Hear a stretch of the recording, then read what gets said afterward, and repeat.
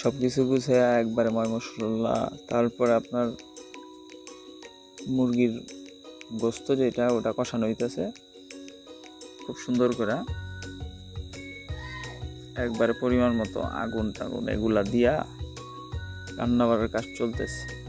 তো কষানোর পরে সবজিগুলা দেওয়া হইলো, পরিমাণ মতো মশলা, পেঁয়াজ টিয়াজ, তারপরে মরিচ, কুমড়া দেওয়া হয়েছে, আলু দিলাম কোমল, তারপরে বটবটি এগুলা দিলাম।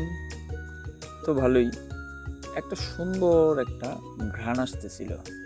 তার মধ্যে আবার দোতলার ছাদে তো একটু একটু বৃষ্টি, আবার ঠান্ডা ঠান্ডা বাতাস, সব মিলে আলহামদুলিল্লাহ খুব ভালো একটা সময় যেতেছিল। তো এখন সবাই খালি কাজ কাম ছেড়ে সবাই শাহিনশা, সবাই যার যার মতো টুকিটাকি আগাই দিতেছে।